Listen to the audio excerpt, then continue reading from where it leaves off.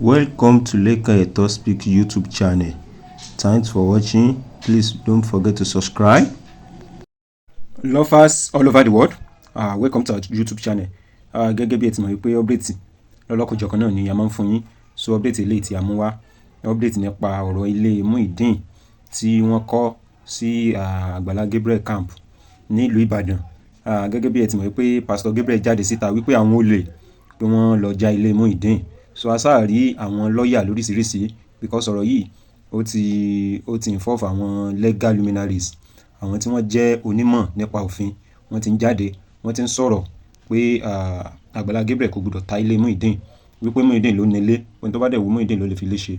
So because a rí pé Agbala Gabriel jáde síta láti béèrè lọ́wọ́ àwọn fans, àwọn tí wọ́n support Muideen wípé ọ̀rọ̀ kù sí wọn lọ́wọ́, pé àwọn ò lè máa wo ilé níran pé kí ló bàjẹ́. So a rí ibi tí àwọn èèyàn ti jáde tán ti sọ̀rọ̀ lẹ́kùnrẹ́rẹ́. Ọgbọ́n ó kúnnú àwọn ọ̀rọ̀ tí àwọn èèyàn sọ, àwọn tí wọ́n mọ̀ nípa òfin. So ẹ jẹ́ ká gbọ́rọ̀ lẹ́kùnrẹ́rẹ́. Majority àwọn tó ti dáwọ́ yẹn lè àti wádìí lọ tán kó wá di wàhálà láàrin ọmọ Muideen àti Agbala Gabriel. Mo sóore kò gbèmí olówó kankan ni ìta wọn bá ra ilẹ̀ sí ká kọ́lé fún Muideen tó bá kó filé ẹ̀ sí. Bọ́bọ́ ti wá wà ń sọ pé ní Agbala Gabriel ló wà o. Solution tó simple ni. Muideen ò lè ta ilé yẹn fún ẹni tí ìbá di church member tí ìsára àta.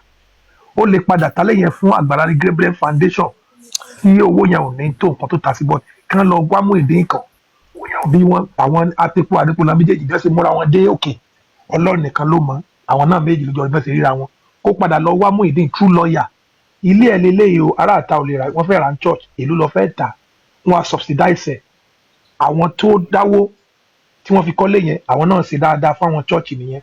Ẹni tó bá padà gbé bẹ̀ tí wọ́n bá ń ṣàdúrà náà yóò máa mú àwọn tó gbé bẹ̀ bọ̀. Ilé yẹn o, Muideen ò fẹ́ kó tó mú tó fi lè kó kúrò nílé yẹn, àlè kó ya wèrè, àlè ní kò ya wèrè, òun ló mọ nǹkan tó rí, obìnrin tó kúrò nílé ọkọ, òun ló mọ nǹkan tó lè kúrò nílé ọkọ, anybody ò lè bú. Àwọn kan wá solution kó wá true lawyer, kán dẹ́ pé kán pe Muideen, ilé ẹ̀ lélẹ̀ àlè fi lélẹ̀ báyìí sínú ọgbà wa, ká lè máa hábọ̀ nǹkan tí ò dá síbẹ̀. Èló lọ fẹ́ tà, iye báyìí ni mo fún ẹ, lọ wálé kọ́ sí gbòòrò. Ọ̀kan kọ́lé 3 bedroom flat mi fún gbòòrò, kán ṣe kán dẹ̀ fún kán fi sí mẹ́nu kúrò la because oríṣiríṣi làwọn yóò máa sọ. Àwọn tó ń sọ̀rọ̀ ń sìn majority ò dá 10 kọ́bọ̀. Nígbà tí wọ́n rí Muideen kan kò sí kankan níbi yóò rí wọn àrí náà rí, but orúkọ Muideen náà fi gba owó lọ́wọ́ tàwa o. Lọ́wọ́ tèmi tí mo dúró yìí, orúkọ Muideen náà fi gba owó lọ́wọ́ mi. Bí bá orúkọ Muideen owó mi tó bọ́ síbi ò ní bọ́ síbẹ̀ láíláí. Orúkọ Muideen tí mo rí pẹ̀lú eyín ẹ̀ tó yọjọ́ yẹn ti ń ta tájà lèmi fi fowó lẹ̀. If not, èmi gan jẹ́ yóò Nàìjíríà tí mo wà, èmi ò ní fowó lẹ̀. Orúkọ Muideen lèmi fi sanwó, mi ò sanwó pa foundation, mi ò tẹ̀lé foundation gan lórí account number gan gbà yẹn, mo sanwó lórí ọkọ̀ Muideen. Thank you. Bàbá yóò ní point.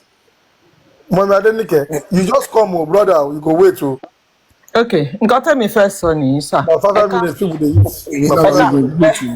Ẹ káàsán gbogbo lé, nǹkan tí mo fẹ́ sọ lélẹ̀. Mo máa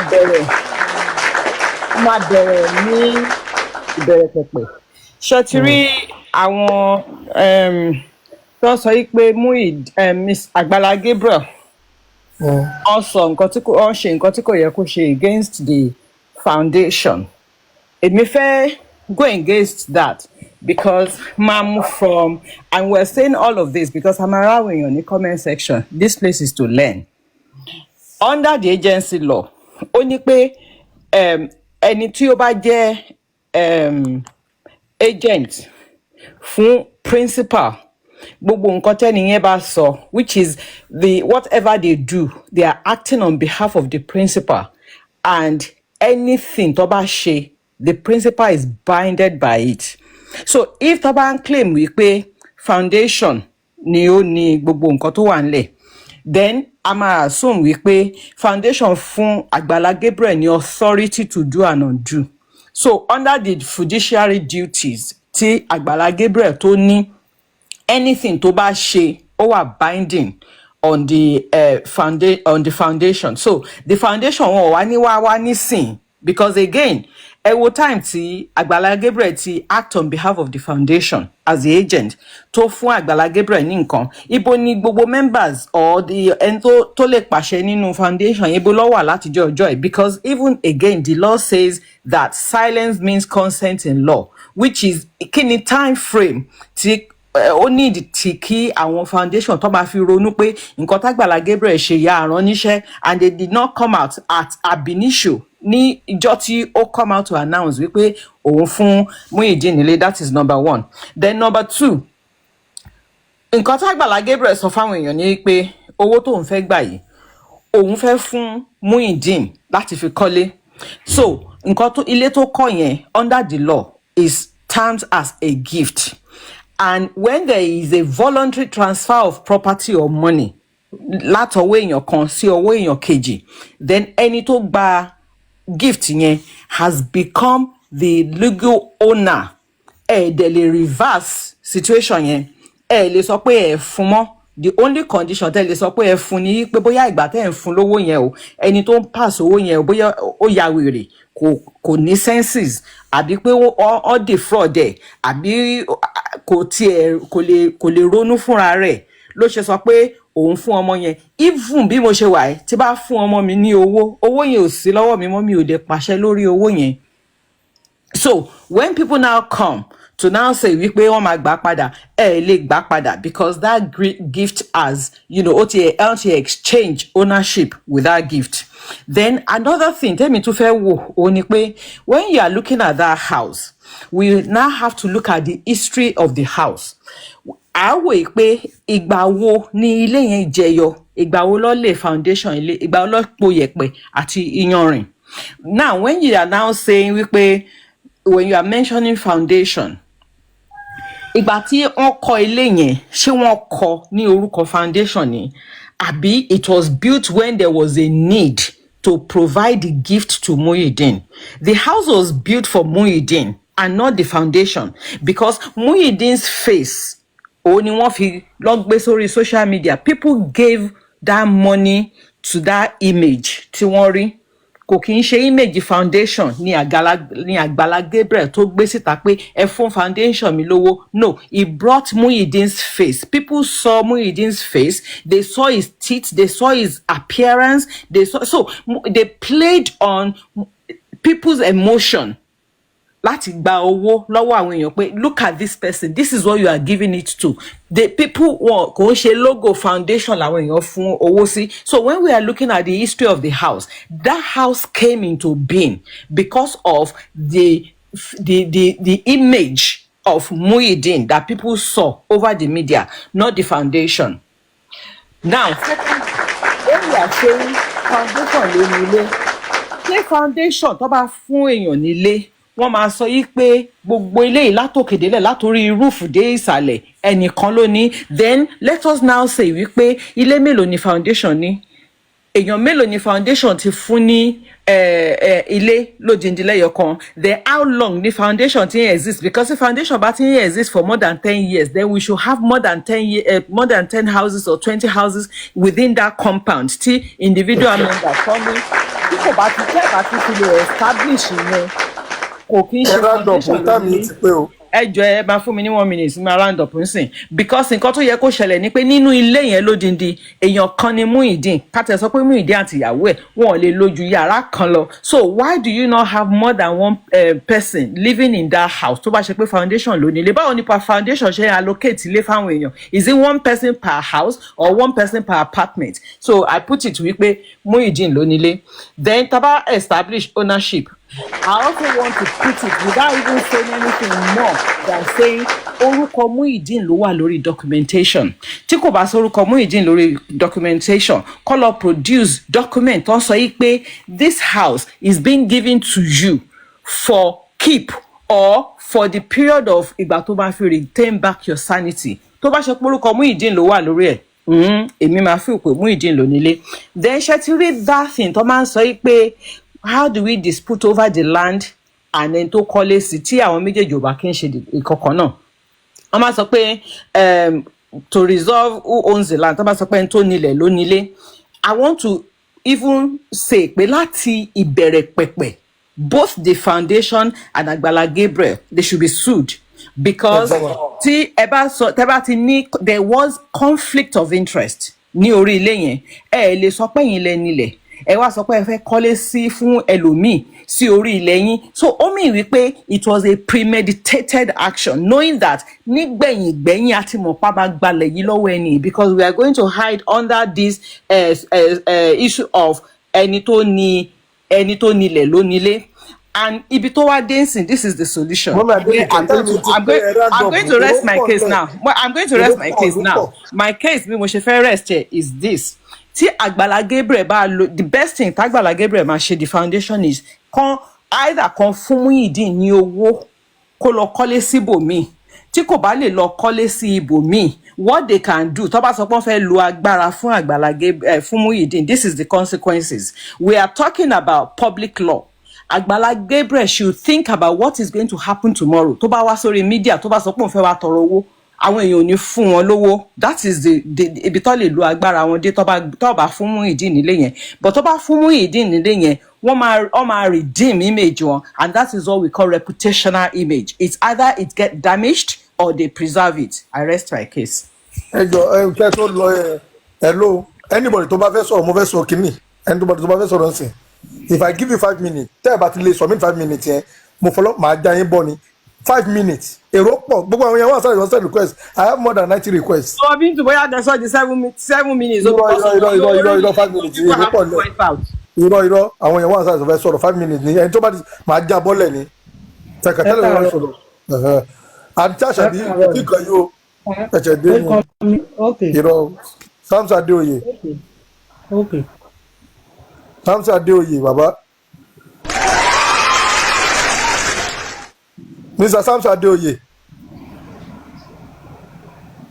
Mr. Arishe. Irọ́. Mr. Arishe. Ẹ káàárọ̀.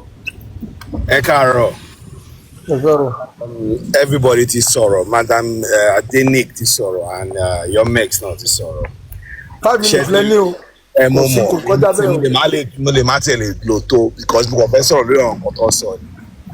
Ṣẹ́tìrì under the law of charity, ṣẹ́tìrì ẹni tó take charity yẹn under the law kò gbọ́dọ̀ ní profit lórí charity tó create lé lórí under the law. For Agbala Gabriel tó lè lọ tó kọ́ ilé Muideen sí orí ilẹ̀ títí ẹ̀. Number one, kò lè win case against Muideen because ó mọ̀ kan tó ṣe tó fi kọ́ ilé yẹn sórí ilẹ̀. Muideen ló mú wá sí orí TV táwọn èèyàn fojú rí tó dẹ̀ dá gbogbo owó tó ń pa. Madam tí tó sọ pé church or whatever, tí church bá kọ́ ilé tó ń fọ̀wọ̀n èèyàn nílé pé kẹ́ máa gbé ibẹ̀, church ò fi orúkọ èèyàn kankan kọ́ ilé yẹn o.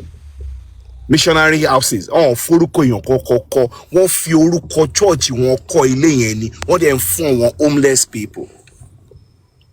Agbala Gabriel ó jáde ó ní ẹ gbà mí ẹ wo Muideen homeless man ni nǹkan kan báyìí ń ṣe nǹkan báyìí la fẹ́ ṣe fún ẹjọ́ ẹbí adáwó ká lè kọ́lé fún. Everybody dẹ̀ dìde wọ́n dẹ̀ kọ́lé lórúkọ Muideen wọ́n donate owó lórúkọ Muideen. Tí òun bá ṣe pé òun náà fẹ́ profit later on lórí nǹkan tó ṣe ni kò jẹ́ kó kọ́ ilé yẹn sórí ilẹ̀ orí ilẹ̀ church àbórí ilẹ̀ tiẹ̀. Ó jẹ́ kó lọ wá ilẹ̀ níbòmíì tó máa kọ́ ilé yẹn fún Muideen. But sometimes we Nigerians a máa ń try láti support and ta feel pé I love. A máa wá fẹ́ni tí a nífẹ̀ẹ́ a máa filẹ̀. A lot of people supporting Agbala Gabriel is because they love Agbala Gabriel. Fẹ́ rí nǹkan tí Agbala Gabriel. Fẹ́ rí pé Agbala Gabriel ṣe nǹkan tí ò dáa. And under the law ò ní support, law ò ní wò pé Agbala ní Muideen rè. Law máa rí ẹ̀yin méjèèjì as a citizen ni. And law dẹ̀ máa dá ẹjọ́ yẹn tó yẹ kó ṣe dá. Torí ta náà ṣe gbà tí wọ́n ṣe foundation ne tó lọ sórí social media tó lọ káàkiri ṣé o gba owó under your foundation ni pé mo ní foundation tó ń jẹ́ foundation Agbala Gabriel o mo dẹ̀ fẹ́ kọ́ ilé sí foundation mi táwọn èèyàn wá dá owó fún ẹ pé ó yá lọ kọ́ ilé fún àwọn homeless people ó lọ sí ibẹ̀ ó lọ forúkọ èèyàn gba owó. Orúkọ èèyàn ló fi gbowó now, which is Muideen. And the purpose òun ni pé ó fẹ́ kọ́lé fún Muideen tí àwọn èèyàn dẹ̀ support ẹ káàkiri is a gift from so many people all over the world towards Muideen, not towards Agbala Gabriel. And Agbala Gabriel òun gan ti go against the law of a foundation, the law of charity, ó ti go against it because ilẹ̀ yẹn tó kọ́ ilé yẹn sí òun ló ní. Tí foundation bá fún yín ní $1,000 pé kẹ́ fún èèyàn, foundation yẹn ò expect yín kẹ́ yọ $500 or $200 kẹ́ yọ sí àpò. Àwọn tó donate owó yẹn $1,000 wọ́n ní kẹ́ fún Mr. Muideen yẹn, òun lè láti gbélé Mr. Muideen lọ́wọ́ pé àwọn èèyàn donate $1,000 fún ẹ, wọ́n ní kí n gbélé ẹ lọ́wọ́. Ó lè fún ní Muideen ní $200. But tó bá ti ń di pé ó fún Muideen ní $800, wọ́n yọ $200 sí àpò, ó ti ń go against the law of charity nìyẹn. Tó bá wá ṣe tán àwọn èèyàn ló máa wá wú ẹ pé Àgbàlá ìkọ́tẹ̀dẹ̀ ṣe fárákùnrin dẹ̀ dá ó yẹ ìgbà owó ti yín. Orúkọ èèyàn ló fi gba owó, and definitely ẹni tó forúkọ ẹ̀ gba owó yẹn tó fi kọ́ ilé fún yẹn òun ló nílé. Ẹ gbàgbé ẹ̀ tó bá dé court ó máa lose case yẹn. Tó ń láti settle ẹ̀ láàrin ara wọn. Arrest my case. Àṣàbí ẹ sọ̀rọ̀ kí ni sábẹ́ náà sọ̀rọ̀. ok ẹ kú ètò gbogbo lé. nǹkan tẹ̀mí fẹ́ sọ ń bẹ̀ ni wípé ṣe rí èmi rí Agbala Gabriel before 19. Number 1, iye tí wọ́n dá wọlé nobody knows it. Àwọn yẹn gbé ẹ kéèyàn tó lè wé pé orí ilẹ̀ òun yìí ni kọ́kọ́ ilé sí lòun fẹ́ kọ́ ilé sí, definitely owó tó dá ju owó ilé yẹn lọ. So ká ló lè bọ́ táǹsì kó sọ iye tí gbogbo èèyàn dá kó ṣe estimate ẹ̀ fún wa ká wá value ilẹ̀ yẹn ẹ rí i pé times 3 gan ló wà lápò ẹ̀ tó kàn fi ilé yẹn bojú. Ta ló ràn pé kó kọ́lé sórí ilẹ̀? Kò sẹ́ni tó ràn náà, kò tí ẹ lè claim ilẹ̀ yẹn fún wa, òun kọ́ ló ní. Everything on that land belongs to Muideen. Ilẹ̀ tí ò pé half a plot. Kó wá ṣe estimate iye tí wọ́n dá fún náà, kó ṣe estimate ẹ̀ fún wa, kó gbé síbẹ̀, because iye tó wọlé ń gbà yẹn kó sọ fún wa at least kéèyàn even owó eyín tí wọ́n ní kó ṣe fún Muideen ṣó ṣe fún. But àwa Nàìjíríà ti like sentimental jù, a máa wò ó pé torí pé mo like ilé mo like àwọn nǹkan tó ẹ sẹ pé Muideen is a bad luck. No, kò ń ṣe bad luck. In fact start tiẹ̀ ló ràn Àgbàlá. Tó bá jẹ́ Muideen mi ò gbọ́ ẹni tó ń jágbàlá rí. So kéèsì Àgbàlá dàbí ẹni tó jẹ́ ọdẹ ní Àgbàlá, ó ń wá ẹran tó máa pa, ó dẹ̀ pàdé Muideen, ó wò pé eléyìí òun máa rí lára ẹ̀. So Ọlọ́run dẹ̀ bless ẹ through him. So why now? Kò mọ̀ pé nǹkan tó ń ṣe yìí sìn ó ti ń ba reputation ẹ̀ jẹ́. Nǹkan tó ń ṣe yìí sìn kò tí ẹ̀ yẹ kó sọ síta. Àwítọ́ àwọn kan sọ pé ìyàwó ẹ̀ kí ìyàwó ẹ̀ lọ gbalé. Ṣé orúkọ ìyàwó ló wà lórí ilé ni? Ìyàwó tó yẹ pé plan work náà ni pẹ̀lú ìyàwó àti Àgbàlá pẹ̀lú ìyàwó ẹjọ́ ń plan against Muideen ni. Because mo rántí pé Muideen ti jáde rí tó sọ pé Àgbàlá ń báyàwó òun sùn, bóyá rọ I don't know, mi ò mọ̀, but nǹkan tó sọ jáde nìyẹn. You don't get it. So báwo ló ṣe máa jáde ń sìn tó kọ̀ kó gbó aṣẹ́jọ́ síta? Àwọn kan ṣé bá lọ́ọ̀kì ní Muideen? Orí ọ̀rọ̀ Muideen náà la ṣe wà láti bí ìjẹta, every social media Muideen. Ṣé kò mọ̀ pé that guy gets grace ni? Ó ní grace now. So kò sí nǹkan tó kan Agbala Gabriel pẹ̀lú àti ilẹ̀ kó tẹ̀ má sọ síta pé òun lòun nílẹ̀. No, kó má sọ síta o, because nobody tó bẹ̀ pé kó kọ́lé sórí ibẹ̀ yẹn, kó má sọ síta rárá. Tí ó bá fẹ́ rí ẹni tí Muideen, let him find another place and build the same building. Gbogbo nǹkan tó wà lórí inú ilé yẹn ni kó ṣe sí ilé mi tó fẹ́ ṣe ń ta, kó ṣe fún bẹ́ẹ̀ yẹn gangan. Ìgbà yẹn la máa mọ̀ pé yes ó ṣe nǹkan ó fẹ́ ta, ó ṣe máa fẹ́ ta property tó ń ṣe títí ẹ. Ó láwọn tó dáwó ni kó sọ̀rọ̀, àwọn tó dáwó how? Báwo ló fẹ́ connect gbogbo wọn? Ẹlòmíì tẹ́ pé ó kàn sanwó yẹn pé òun fi ràn lọ́wọ́, òun ní ìtẹ́ mọ̀ bóyá mo fún lówó àbí mi ò fún lówó gbà yẹn, torí èmi náà máa ń send owó, but I don't remember again. but àwọn ẹlẹ́yinjú mi àwọn ẹlẹ́yinjú tó pọ̀ ń ta gbogbo wọn kàn ṣe tí wọ́n for God ni wọ́n kàn ṣe pé ẹni yìí mo pity ẹ̀ not for you tó bá wọ̀nyí pé kí ni foundation mi ní ìdè nǹkan o àwọn opó wà nù foundation mi o àwọn opó ọ̀dọ́ wa ní ìdè nǹkan. Àṣàbí mò ń bọ̀ Ọlálọ́mí, I beg you in the name of God, don't call anybody wèrè here o. In the name of God, I use everything you know to beg you. Don't call anybody wèrè. Ntọ́ba ti wọ́n kálukúlẹ̀ ló fẹ́ náà sọ. You know who is who. Please, I beg you. Àṣàbí mute can continue. Àṣàbí mute can continue. Àṣàbí.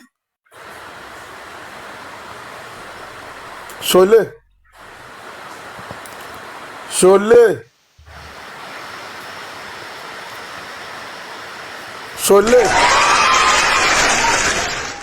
Ẹ káàsán gbogbo ilé. Lovers all over the world ọ̀rọ̀ ni a ti gbọ́ lẹ́kùnrẹ́rẹ́ tí àwọn èèyàn sọ yìí. Kí ni opinion tẹ̀yin tẹ́ ń wò wá nílé? Ẹ jẹ́ ká mọ opinion tiyín. Comment. So we love you all. Thanks for watching.